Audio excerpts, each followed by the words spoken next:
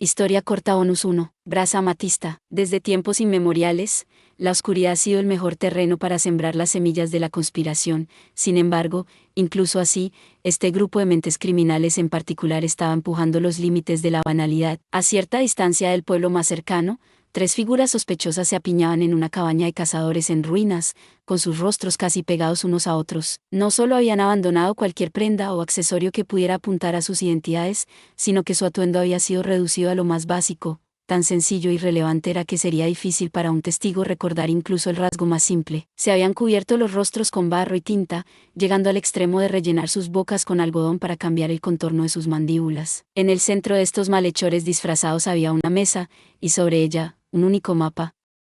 Representaba los detalles más finos de alguna mansión, y un plan meticuloso, paso a paso, había sido garabateado en código. Fuera lo que fuera, ciertamente no era un asunto justo. Todo va según lo planeado, así es. Vamos a derribar a ese sucio intrigante. Por fin es hora de vengar a nuestro señor. Al fin, el trío estaba satisfecho con sus preparativos. Cada uno echó un último vistazo a su propio papel en el complot mientras escupían insultos formados por el resentimiento que bullía dentro de ellos. HM, mientras uno comenzaba a enrollar el mapa y otro empezaba a esconder sus monedas, el último echó un vistazo afuera.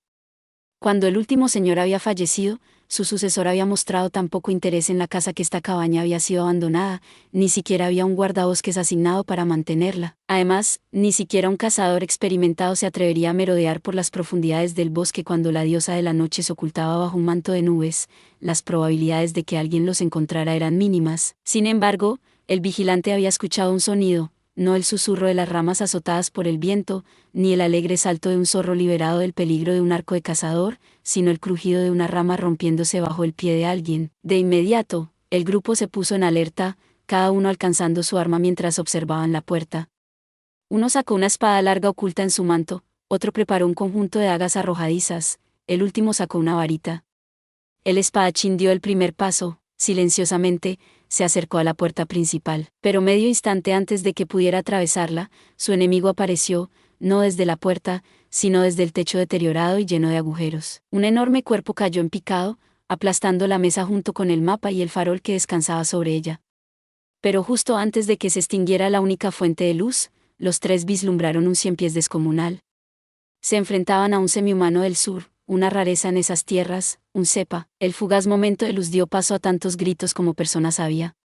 Un golpe de su enorme tronco fue suficiente para lanzarlos por los aires, aunque su parte superior era menos imponente, sus ágiles brazos bastaron para subyugar a los conspiradores. El trío tenía experiencia como espías y asesinos, y las habilidades para respaldarlo. De hecho, su señor había depositado plena confianza en su plan. Sin embargo, aunque no eran simples delincuentes, la habilidad del intruso era lo suficientemente grande como para aplastarlos con facilidad. Habían estado tan concentrados en preparar su ofensiva que el ataque sorpresa de un enemigo que los superaba los tomó completamente por sorpresa. Tú, podrida, construida como un tronco sólido, su poderoso tronco lanzó a uno de ellos contra la pared, dejándolo inconsciente al instante. La corta porra de hierro en su mano derecha golpeó al segundo hasta dejarlo inconsciente.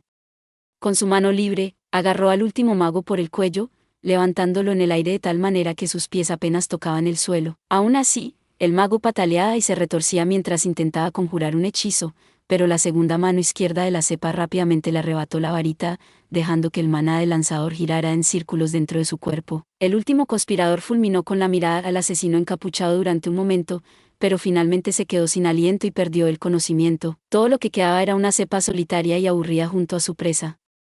A pesar de las probabilidades de 3 contra 1, los pobres insensatos habían fallado de la peor manera posible, habían sido capturados con vida. He terminado. El informe silencioso del agente fue transmitido por un transceptor arcano, y sus cómplices, quienes habían desviado la atención del trío desde el otro lado de la puerta, entraron al interior. Rápidamente despojaron a los conspiradores de cualquier medio para silenciarse, los ataron lo más fuerte posible y los metieron en un saco para ser transportados. Un trabajo bien hecho, milady. Apenas hubo algo que hacer aquí, mucho menos hacerlo bien. Por favor, no debe ser tan modesta. Evitando con indiferencia los elogios de su subordinado, la cepa se sacudió los restos de astillas de madera de la mesa destrozada y salió de la habitación.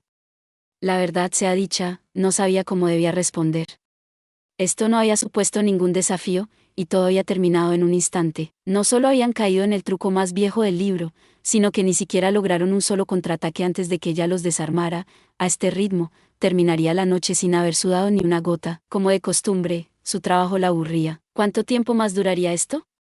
¿Cuántas noches más sin luz tendría que pasar antes de que un enemigo realmente hiciera latir su corazón de emoción? Con un pesado suspiro, la asesina miró hacia la luna.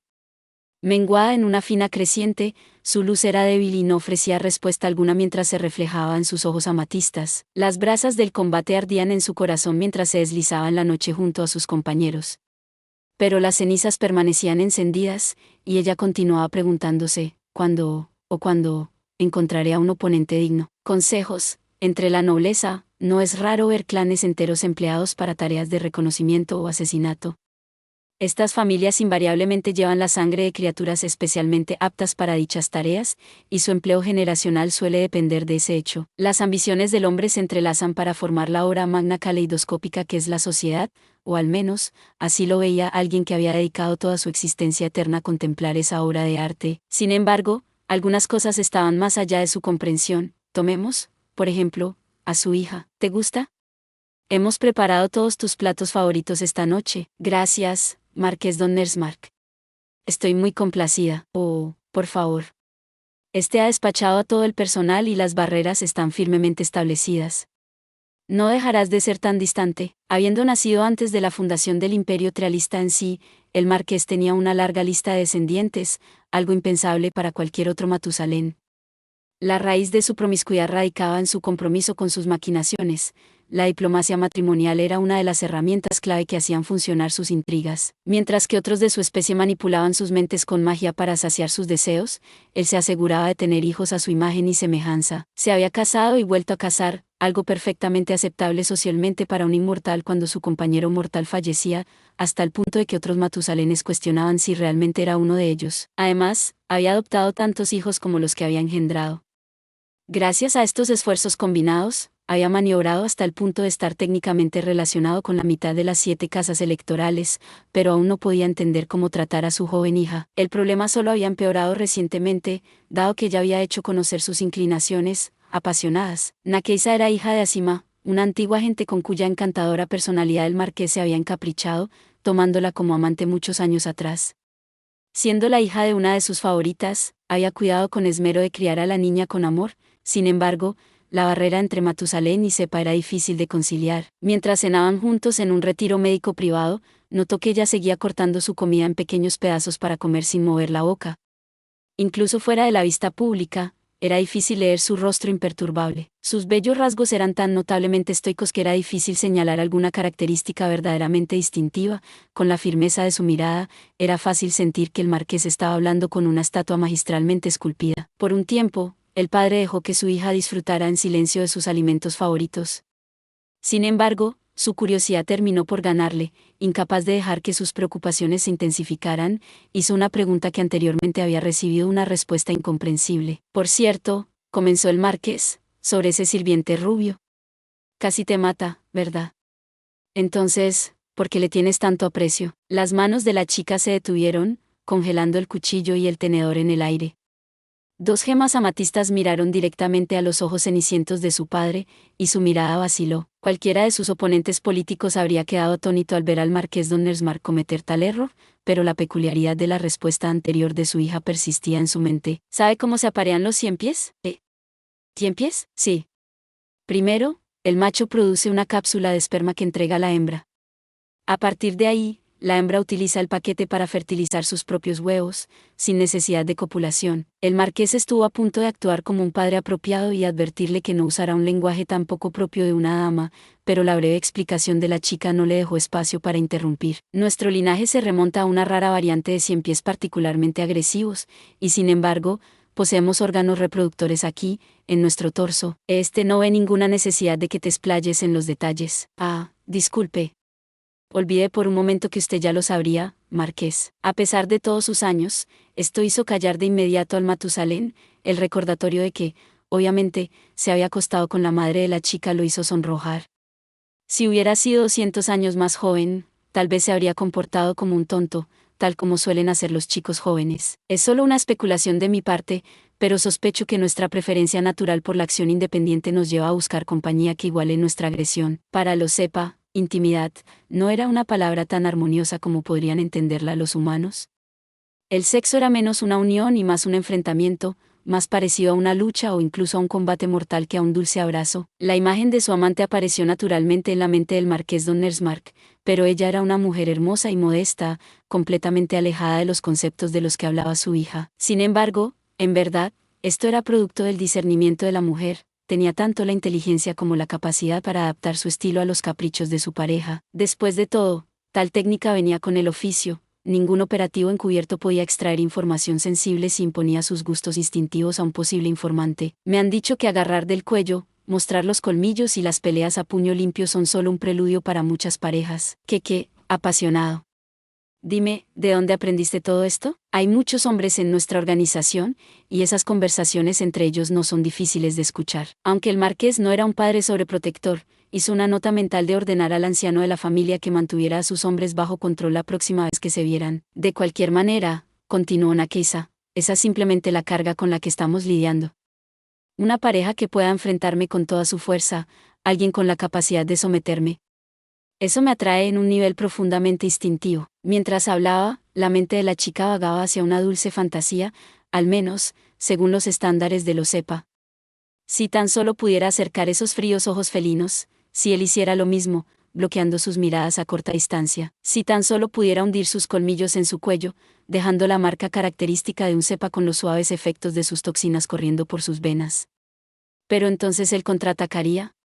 La golpearía, no, la apuñalaría en el estómago. Oh, qué encantador. Se empujarían y serían empujados, conquistarían y serían conquistados. A partir de ahí, su lucha solo escalaría, y al final, ella cuidadosamente le cortaría el cuello sin dañar su bonito cabello, y acercaría sus labios a los suyos. O tal vez su golpe aterrizaría primero, y sería su cabeza decapitada la que descansaría en su regazo, acariciada suavemente mientras exhalaba su último aliento. De repente, las cicatrices frescas en su brazo comenzaron a hormiguear, y se abrazó a sí misma para contener la emoción que se hinchaba en su corazón. Aún así, no pudo contenerse del todo. Las mandíbulas que había escondido cuidadosamente mientras comía su comida se deslizaron y comenzaron a crujir. Marqués don Nersmarck, sabe que soy una de las mejores en nuestra familia, lo sé. Los informes de tu talento llegan a mí con frecuencia, y tus resultados hablan por sí solos. Puedo ver por qué tu abuelo te considera la joya de tu clan. Como resultado, ninguno de los chicos ha sido un rival para mí. Después de una pausa, agregó, simplemente los rompería, si me dejara. El Matusalén estaba asombrado ante la brecha inquebrantable entre sus perspectivas. Aparentemente, los inmortales no eran los únicos que cargaban con los hábitos adquiridos al nacer.